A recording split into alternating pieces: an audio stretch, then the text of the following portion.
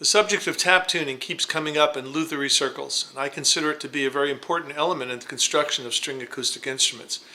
Tap tuning brings out the very best in an instrument. Most importantly, it ensures consistency from instrument to instrument. Unlike popular conception, tap tuning is actually very easy to do once one understands the basic principles. Tap tuning is the process of exciting the various parts of the instrument by striking them with a soft hammer. And of course, this is done during construction. And then we measure that frequency. If we know something about the frequency, we know something about the stiffness of the part.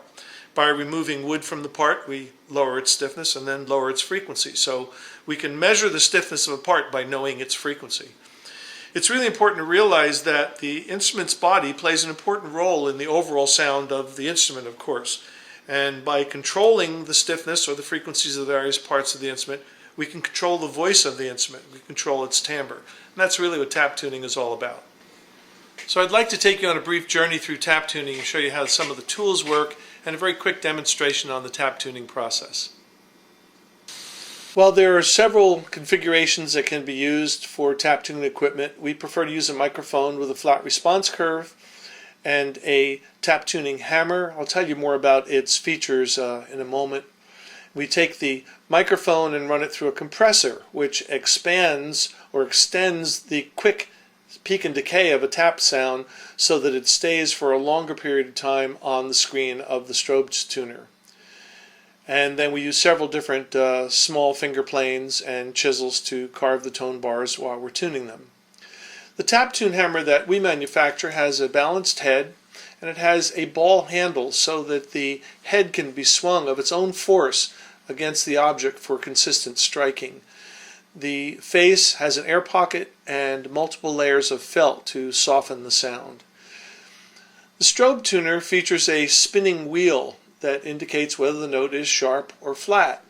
So if the image appears to go clockwise, the note is sharp. If the image appears to go counterclockwise, the note is flat. And when the image stays in the center, the note is right on tune. So in this demonstration, we're going to shape the bass bar, and then we're going to watch the window of the strobe tuner. And as I tap on these bars, it may be hard for you to see, but the image in the strobe tuner is staying still, indicating that we have zeroed this particular note. We know the note and the image isn't changing on the screen. And shaving down some of these tone bars just to see if we can affect the difference in the tuning. I know that we have a bit to go, so I'm being a bit aggressive here. We've taken off quite a bit of wood off that one bar. And recheck its tuning. And in fact, if we watch the screen, the note is quite a bit flat. I'm going to readjust the sense wheel to see just how flat I made it. That's 20 cents. Well, even further than that, 40 cents. Yeah, there now the strobe unit is kind of stopped. About 45 cents flat. I'm just adjusting that note. Since it might be difficult for you to see the difference in the strobe tuner's window in this small video clip, I'm going to replay the sequence of the tone bars being tapped before they were shaped, and then follow that immediately with the tone bars after they were shaped, so you can hear the difference. Listen to this. I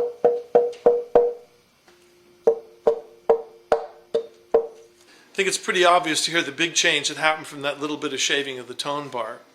We're after more accuracy than the ear can really detect, and that's why we use strobe tuners or software applications to measure the precise frequencies. Tuning the backboard is done in a very similar fashion. We find out what note it evokes, and then we remove wood to lower its frequency and get it to the right pitch.